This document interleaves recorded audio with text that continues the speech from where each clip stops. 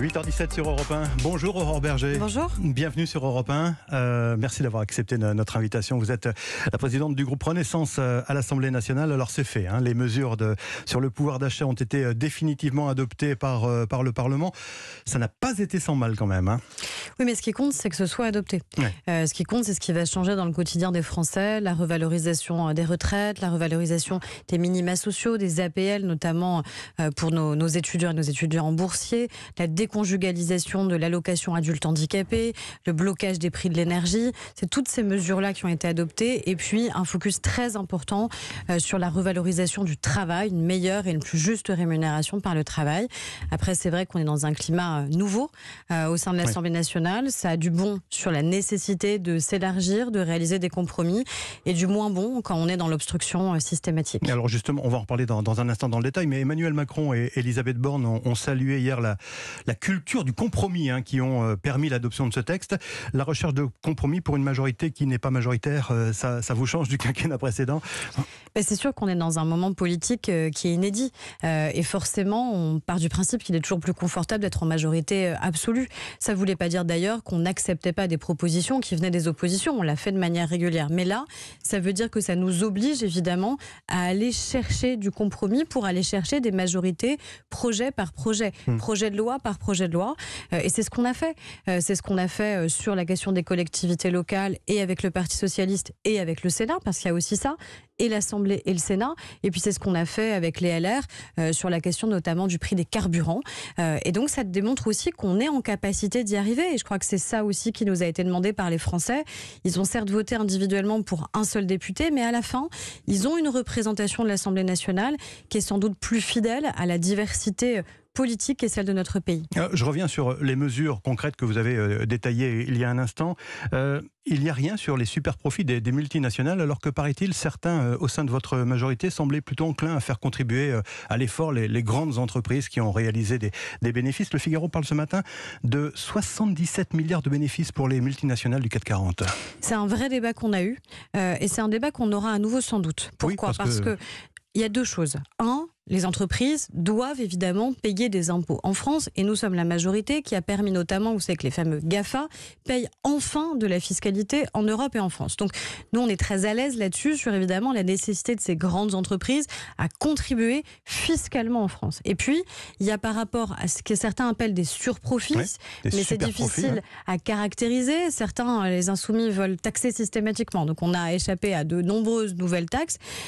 Notre enjeu c'est quoi ? C'est surtout de faire en sorte que là où vous avez des profits supérieurs, nettement supérieurs à ce qu'ils ont pu être dans les années passées, eh bien il y a de la redistribution. Et qu'est-ce qui valait mieux ? Est-ce qu'il valait mieux une taxe, c'est-à-dire un produit différé pour les Français dans 1 an, dans 2 ans, dans 3 ans, ou est-ce qu'il valait mieux tout de suite une baisse des prix ?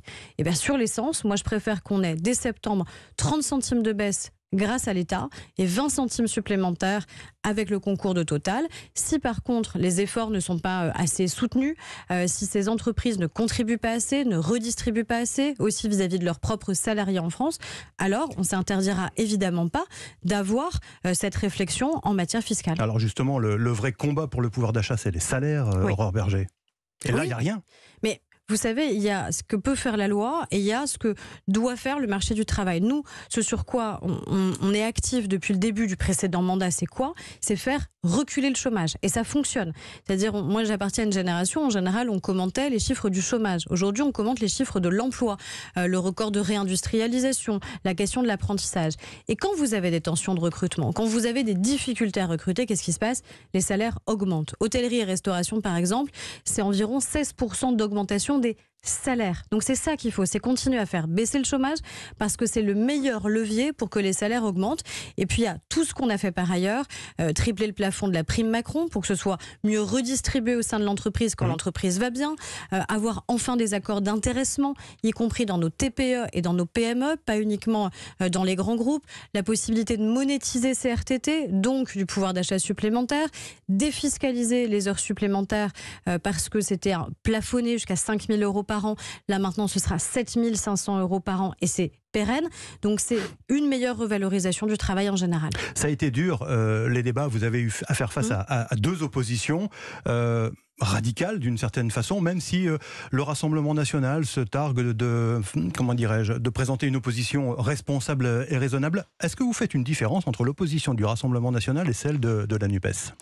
Alors, moi, j'ai dit depuis le départ que je posais un principe clair, c'était aucune négociation, ni avec l'extrême droite, ni avec l'extrême gauche. Donc, ni avec le Rassemblement national, ni avec la France insoumise. C'est-à-dire que tout ce qu'ils proposent, c'est non ? Non, mais ça veut dire que moi, je ne me compromets pas et je ne négocie pas avec ceux qui considèrent encore que l'IVG est un, je cite, génocide de masse pour le Rassemblement national, qui reprennent les éléments de langage du Kremlin sur la question des sanctions à l'égard de la Russie après l'invasion de l'Ukraine.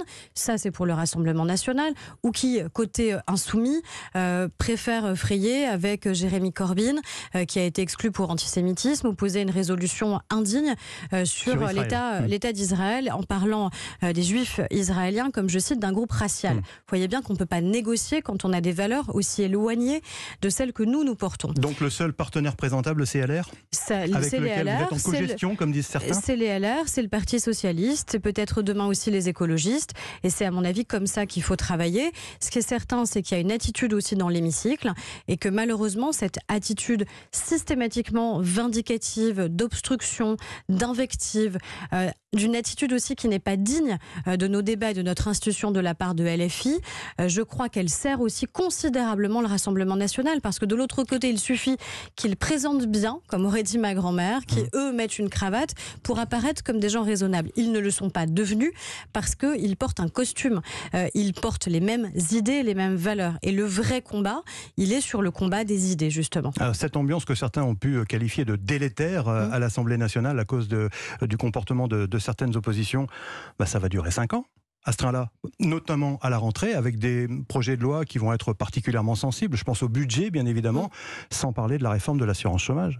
Ça va durer 5 ans, mais vous savez, le simple fait que vous le disiez, ça montre justement qu'on est là pour durer et qu'on a bien été élus pour un mandat de 5 ans, là où, au tout début, certains nous prédisaient... Sauf dissolution. Oui, mais certains nous prédisaient l'incapacité qu'on avait à faire adopter des projets de loi. Et qu'est-ce qu'on retient de cet été ? Oui, on retient un climat qui parfois peut être difficile, mais on retient aussi la capacité à réaliser des compromis. Et on retient qu'à la fin, à la fois sur la protection sanitaire des Français, à la fois sur la question de la protection de leur pouvoir d'achat face à l'inflation, à la fois sur un projet de loi rectificatif sur le budget, tous les projets de loi ont été adoptés. Ce que je veux dire, c'est que le plus dur reste à venir. Avec notamment, encore une fois, là, ces textes qui arrivent à la rentrée. Oui, mais on a fait la démonstration que c'était possible. Et je crois que c'était à l'honneur de notre Assemblée de le démontrer et que c'était la force de la majorité que d'arriver à convaincre et de permettre que ces textes soient adoptés. Et oui, à la rentrée, on va continuer à travailler, évidemment. On va travailler sur la question du travail et de la réforme de l'assurance chômage. On va travailler sur les enjeux énergétiques, notamment la question des énergies renouvelables. On va travailler sur les questions de sécurité, c'est-à-dire les sujets qui intéressent le quotidien des Français. Aurore Berger, le tribunal administratif de Paris se prononce aujourd'hui sur l'expulsion de l'imam Hassani Hussein, vous savez, ce prédicateur proche des frères musulmans. Est-ce que ce cas particulier doit être suivi d'autres procédures visant d'autres mosquées ou d'autres prédicateurs qui, eux aussi, posent problème ? Mais c'est ce que fait le ministre de l'Intérieur et il a raison de le faire. C'est-à-dire que celles et ceux qui enfreignent les valeurs qui sont les nôtres, qui tiennent des propos insultants, dégradants, antisémites, misogynes, homophobes, n'ont rien à faire ça veut dire qu'il y aura d'autres procédures ? Ça veut dire qu'on a déjà eu des procédures équivalentes et heureusement évidemment des obligations de quitter le territoire qui ont été exécutées pour des personnes qui, encore une fois, n'ont pas à être sur le sol national, n'ont pas surtout à diffuser leurs idées à nos jeunes. Et je crois que c'est ça, il faut protéger notre pays, il faut protéger les musulmans de notre pays qui, eux, aspirent à vivre leur religion de manière complètement apaisée et républicaine de ces prédicateurs. Merci Aurore Berger, merci d'avoir accepté l'invitation d'Europe 1, présidente du groupe Renaissance à l'Assemblée nationale. Bonne journée, bon week-end, à bientôt. Merci. À suivre la météo et le journal de 8h30. Restez avec nous, on revient tout de suite sur Europe 1. Lionel Gougelot.